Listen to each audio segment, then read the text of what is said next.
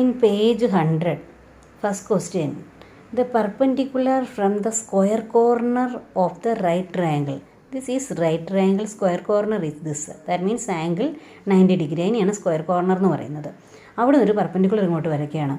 Of the right triangle cuts the opposite side into 2 parts of 2 cm and 3 cm length. ഇനി കുറേ കാര്യങ്ങൾ prove ചെയ്യാനാണ്. Prove that the 2 small right triangles cut by the perpendicular have the same angles. ഈ ലെഫ്റ്റിലും റൈറ്റിലുള്ള ട്രയാങ്കിൾസിനെല്ലാം same angles ആണ് prove ചെയ്യണം.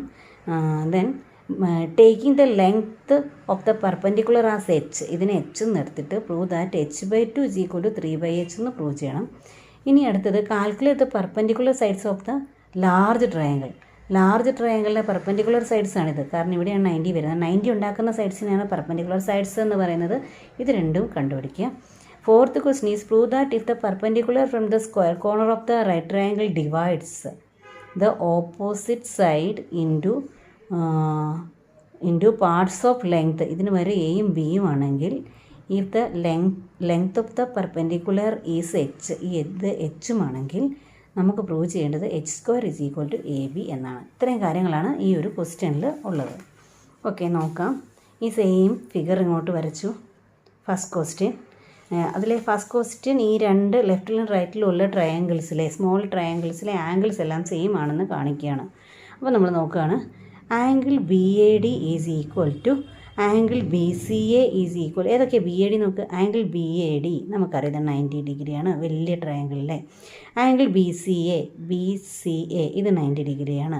ഈ ആംഗിൾ 90 ഡിഗ്രിയാണ്. ആംഗിൾ ACD ഇത് ഈസ് ഈക്വൽ ടു 90 ഡിഗ്രി. അങ്ങനെയാണ്, ഇത് പെർപെൻഡിക്കുലർ ആണല്ലോ, അതുകൊണ്ട്. ഇനി let angle B is equal to x, ഇതിന് എക്സ് എന്ന് കൊടുക്കുക. അപ്പോൾ ഇത് 90 ആയതുകൊണ്ട് ഇത് 90 മൈനസ് എക്സ് ആയിരിക്കും. ഇത് എക്സ് ആണെങ്കിൽ പിന്നെ remaining angle is 90 minus X. ഇത് ടോട്ടൽ 90 ആയതുകൊണ്ട് ദിസ് ആംഗിൾ ഈസ് എക്സ്. ഇത് രണ്ടും കൂടെ ആഡ് ചെയ്യുമ്പോൾ 90 വരണ്ടേ, അതുകൊണ്ട് ഇത് 90 മൈനസ് എക്സ് ആണ്. ഇനി മറ്റേത് and angle CAD is equal to ഇതാണ് CAD. ഈ ഫിഗറിലും ഉണ്ട്, അതുകൊണ്ട് ഞാൻ കാണിക്കുന്നത്. CAD എത്രയായിരിക്കും? 90 മൈനസ് എക്സ്. അതുകൊണ്ട് angle ADC is equal CAD ഇവിടെ എത്രയായിരുന്നു പറഞ്ഞത്? Angle BAC is equal to 90. BAC is equal, അപ്പോൾ CAD is equal to x. ഇതാണ് CAD, അത് എത്രയായിരിക്കും? X. Angle ADC is equal to 90 minus x. ഇതാണ് ADC, 90 മൈനസ് എക്സ്. അപ്പോൾ നോക്ക് എല്ലാത്തിലെയും. So 2 small right triangles have the same angles. എല്ലാത്തിലും ഒന്ന് 90, മറ്റേത് എക്സ്, മറ്റേത് 90 മൈനസ് എക്സ്. രണ്ടിലും അങ്ങനെയാണ്. X 90 minus x 90. ഓക്കെ, ഇനി സെക്കൻഡ് ക്വസ്റ്റ്യൻ നോക്കുക. സെക്കൻഡ് ക്വസ്റ്റ്യനിൽ taking the length of the perpendicular as H, ഇതിനെ എച്ച് എന്ന് എടുക്കുക. Then prove that h/2 is equal to 3/h. നോക്കിയതായിരുന്നു ട്രയാങ്കിൾ. ഒന്നും കൂടെ ഞാൻ വരച്ചു. ഇനി നോക്ക്, 2 small right triangles have the same angles. അത് നമ്മൾ നേരത്തെ കണ്ടു. അപ്പോൾ അതിൻ്റെ സൈഡ്സ് എല്ലാം scaled by the same factor ആയിരിക്കും, അല്ലേ? ഇത് ആദ്യം നമ്മൾ കണ്ടുപിടിച്ചത് ഈ ലെഫ്റ്റിലും റൈറ്റിലുള്ള റൈറ്റ് ട്രയാങ്കിൾസിന് സെയിം ആംഗിൾസ് ആണെന്നാണ്. അപ്പോൾ സെയിം ആംഗിൾസ് ആണെങ്കിൽ പിന്നെ the sides opposite to the equal angles are scaled by the same factor. Side scaled by the same factor. അതുകൊണ്ട് തന്നെ നോക്കുക, ഈ എച്ച് ഏതിൻ്റെ നോക്ക്. ഈ എക്സിൻ്റെ ഓപ്പോസിറ്റ് സൈഡാണ് എച്ച്. ഈ എക്സ് എന്നുള്ള ആംഗിളിൻ്റെ ഓപ്പോസിറ്റ് സൈഡാണ് h/. ഇനി ഈ ട്രയാങ്കിളിലെ എക്സ് ഏതാ? ഇതാണ്. അതിൻ്റെ ഓപ്പോസിറ്റ് സൈഡാണ് 3. അപ്പോൾ h/3 ഈസ് ഈക്വൽ ടു.